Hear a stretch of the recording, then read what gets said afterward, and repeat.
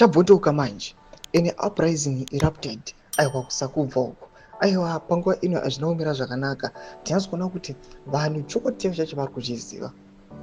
Vakomana the ruling party ZANU-PF vakafamba vachiti 2030 zvikazodii vakaona as if aiwa they've gained momentum vava nevanhu, but people they really know the truth, people they really know who they want. Sana bina mashoko obuda nyorwa panapa kuti subscribe like on the bell toona kuti vakomana vano issuing ultimatum vachiti aiwa mavendors ngabve, but zvochizoitika manje after they released panapa vanoshamisa kati ina BBC Zimbabwe vanoposta mapictures amuri kuona nemavideos aiwa municipal police ichitandanisiwa vanhu vachizvakiwa nematanda obuda nyorwa chete checkpoint etisakubaring citizens rejected colonial era laws.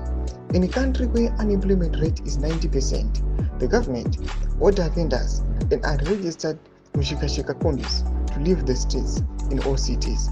According political analysts, the government is worried of 31 March planned protests. Ndomasha vari kuda panapa zvinzi aiwa sezvamuri kuona kuti aiwa vakomana panapa vari vachitandanisa mavendors navakomana mushikashika.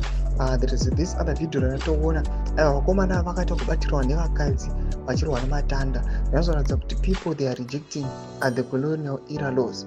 Panapa vanoendera mberi vachiti aiwa vakomana ava they are fearing the protest yakaplanwa ida kuitwa 31 March. Ndinofunga kuti mavendors pamwe chete nemakombi drivers vanoattributa what to the 31st March, nokuti panapa tinoona kuti vanhu vari kupusha for the protest ndovakuona nanyoka yemabhonu ndemaloyalist aiwa avp ndo vari kupusha for the protest. Mationa kuti mavendors achiatakiwa pamwe chete aiwa nevakomana mushikashika. We don't know kuti link yacho iri papi, but chikwadi chingobuda pachina kuti aiwa these guys they are ruthless. Panapa vana minister Garwe panguva ino aiwa they've been fired nevanhu and the people vari kuti mukadzoka zvekare muchida kuluta zvinhu zvedu we are going to attack you. Mashoka tikuona kuti the people power is very strong, people are now resisting aiwa malaws anoonekwa kunzi aiwa they are unprecedented. Make sense. Tudze mafunguro enyu matudi pamusoro pechitiko chimina comment section medu tudze mafunguro enyu.